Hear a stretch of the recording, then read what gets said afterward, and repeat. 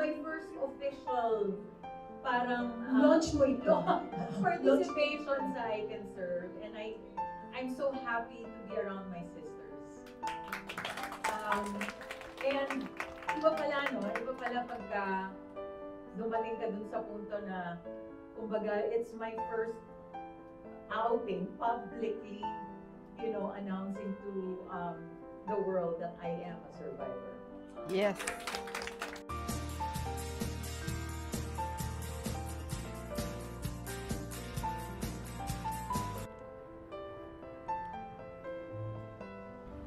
Hi guys, Meldy Baldovino here. Last September 30, I am one of the 70 members of I Can Serve community na umattend ng Alamin Salamin. This is a beauty forum and workshop held at a Brittany Hotel in BG.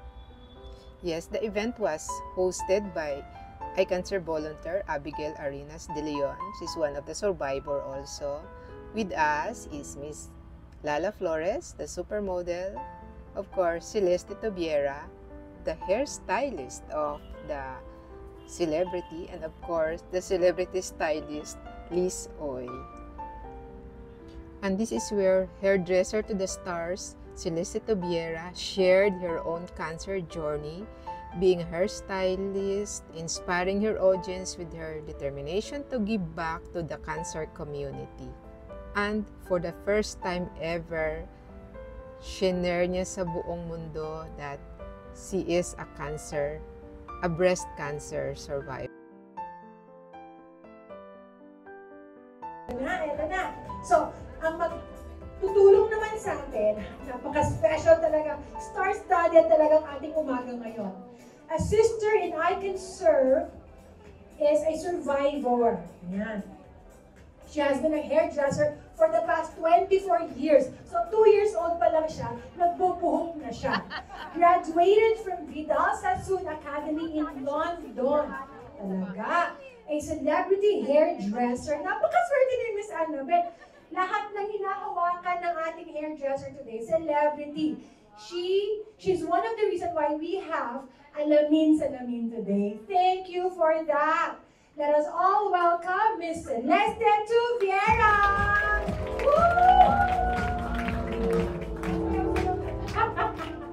Thank you. Okay, interview mo ng konti. Bakit mo naisip? Alam ko nung una tayo nag-meeting, excited ka na for this, pero pinush talaga. Para saan? Ay, sorry. Meron ka pa ng sariling microphone. What made you push this project? Nung una ko kasi, ang nakilala ko, actually kami ni Abby matagal lang magkakilala dahil sa trabaho, pero si Cara, no, when I was diagnosed, actually, this is my first official parang launch mo ito. participation sa I Can Serve, and I'm so happy to be around my sisters. And iba pala, no? Iba pala pagka dumating ka dun sa punto na, kumbaga, it's my first outing publicly, you know, announcing to the world that I am a survivor. Yes. And syempre, pag nandun ka na rin sa point na yon, you want to reach out. You want to help your sisters. You want your experience to mean something. Diba? And to share whatever talents that are God-given to you, to share to your sisters, and those, yung mga tao na talagang alam mong matutulungan at maapektuhan ng talentong na ibigay sa'yo ng Panginoon. So, that's why I'm here. Yay! Thank you. Okay, Gabe. Pinagtrabaho natin. Halika na. Oh, of course. Anong gagawin natin? Okay. Actually, today, Ngayon, ang daming products dito. Okay. Actually, nag-usap kaming mabuti, no, ni Miss Annabel, na para lang makarelate ang lahat, di ba? For those na dumaan ng treatment, alam nyo naman na ang karamihan we lose our hair, di ba? So, pinagdaanan din yun ni Miss Annabelle. And I wanted to show everybody na mag-haircut tayo today. Okay? Pumayag And ko so, kasi haircut na pumayag. Hindi ko lang, chinecheck ko lang. Pumayag. Para makita nyo that it can be chic, stylish, that you should wear your hair proudly. Sa 24 years po ng pagiging isang hairdresser ko, dun sa unang 2-3 taon, may mga kliyente na dumarating sa akin ang ako yung unang nakakaalam bago pamilya. Kasi sasabihin nila sa akin, you're close enough, pero distant enough. Hindi ko pa kayang i-share to lahat sa pamilya ko, pero sa'yo kaya ko i-share kasi I'm going to lose my hair. So, pwede bang ikaw ang gumawa? So, ng mga first 2-3 years ko, there was a time in a span of 4 months, parang mga 5 na babae na pumunta sa akin ng mga clients and told me, Celeste, I'm going to undergo treatment. Grabe, uwi ako sa bahay, piyak na ako sa nanay. Parang nag-aral naman ako sa magandang eskwelahan, pero never nilang tinuro sa akin. How do you deal with a woman who's been diagnosed with cancer? Okay? And alam niyo ang sabi ng mami ko, Celeste, you don't have to say anything. You just listen. No? And when I had to go through my own journey, mas lalo pang naging meaningful at makatotohanan ng lahat ng pinagdaanan ko. And maybe, ito talaga yung reason, no? Ito rin yung direction that is meant for me. So, dahil nga nawawala ang buhok natin, I want, if you go through treatment, of course, it's a different case for every patient, no? For every woman who undergoes this journey. Pero gusto kong makita ninyo how, also kasi magiging helpful sa kanya na hindi masyadong mabigat yung buhok. Okay? It will help the follicles of our hair na hindi masyadong mabigat. So also, iba-iba rin ang mga tao. Sige, pwede na siya umupo. Iba-iba rin ang mga tao kapag iba-iba rin ang tawag mo dito, yung reaksyon sa treatment, di ba? So yung iba, you will notice, pag tubo ng buhok ninyo, we have the chemo curls. I'm sure you may, sino ka-experience nun? Di ba? And yung iba, nag-iiba ang kulay. Right? That's right. So, how do you deal with these changes? And how do you embrace it? Di ba? There's no use in kicking and screaming and sabihin, ay, ayoko na ganito, bakit ganito? This is what we have and we work with what we have and embrace it, no? Because the most important thing is yung pinagdaanan yung journey, it's a step closer and closer to being well and healed. Diba? Yes, sister! Okay, so, okay. Magugupit tayo. I was thinking of doing something medyo... Ay, naku, Igano. Eh, yun ang last thing na gusto mong marinig from anybody. Ay, nakawig. So, gagawin mo na lang yung a hat or yung scarf or yung ano kasi you want to feel confident. That's what Miss Lala's been showing us mula kanina, no? Na, tapos ng cling wrap, pinapatungan namin ng scotch tape.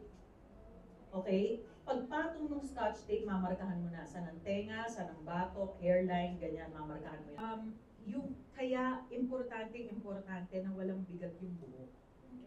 Okay? So the less weight on the head, the better for the hair. Diba? Kasi yung bigat, yung weight ng buhok, parang buhok ko din, ang dami kong buhok. There's a lot of weight that your scalp is carrying. Tsaka, diba gusto mo rin yung parang, yung ease ba? Yung, some more? Alam ko, maraming mga babae na gusto natin, mahaba ang hair. By the way, ako ako personally, dahil hairdresser, wala akong hang up sa length. Etong buko ko, isang taon na pong hindi nagugupitan.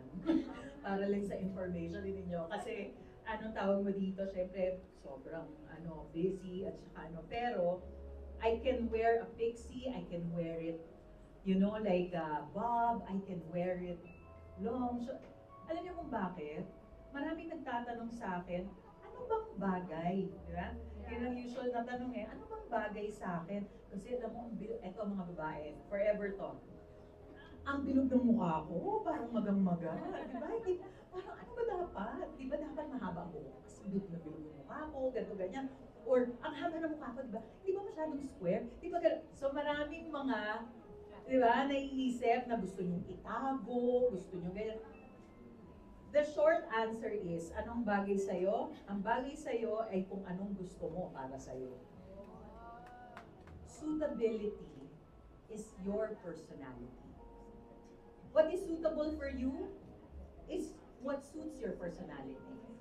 Okay? Hindi yung ipipilit, dapat mahaba kasi yung buhok ko bilog kasi no, dati ganun, ay square ang mukha, ay bilog, ay hindi dapat yan mag-ikse, ganyan. Alam nyo ba that if you get, like siya ngayon, she's about to go through a transformation, si Miss Annabelle. The moment pumasok siya sa isang kwarto, at sinabi niya, in a crowd of women, makikita, big change. Ang sasabihin niya ganito, oh, and I love it. Love na love ko yung buhok ko. Panoorin niyo kung paano lahat ng mga ibang, uy, oo nga, bagay na bagay sa'yo. Ganun. Or, as opposed to, papasok ka, bagay ba? Bagay? So now you're opening yourself up. Annabelle. Pero nung sinabi mo, yung traumatic yung umiyak, yung bunso ko. Talaga? Siya ang umiyak ng umiyak. Kasi parang ayaw pala niya. Pero ayaw niya na magpaitika. Ayaw niyang makalbo. Kasi alam niya kakalbuhin eh. Pero yes, yung unang short hair, ako mismo, I took the liberty of enjoying to cut my hair. No hair. Ito the pandemic yun. Sorry, magkwento lang ako. Oo naman. I took the liberty of cutting my own hair. Tapos parang napaka-empowering. Parang pinost ko pa yun na parang, okay, I cut my own hair. Maiksi. Pero kasi nalagas na.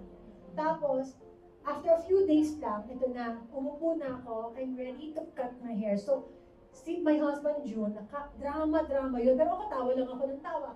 Si June, iyak. Si Ija, ang iyak ng iyak. Parang ako ready na eh. Tapos biglang, gagano'n na. Biglang, yung batang maliit, Mom, I don't want you to cut your hair. Siya nagtatatakbo. Kinakulabon ko pa. Explain pa ako. Na Iiyak na. sa kwento ko ba? Sorry. So, papansin nyo dito sa likod,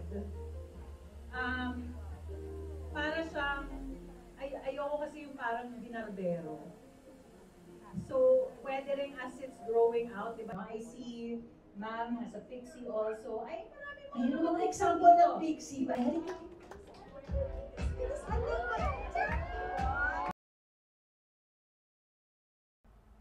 Again, we would like to thank Miss Celeste Tobiera for sharing her generous time with us, the fellow cancer survivor. Yes, girls and boys also. Early detection is your best protection. Since October is the Breast Cancer Awareness Month, and the I Cancer Foundation is also celebrating its 25 years of reminding us that early detection is your best protection. Thank you, guys. Hi to everybody who's watching Meldy Baldovino's vlog. Ito si Susie ng unang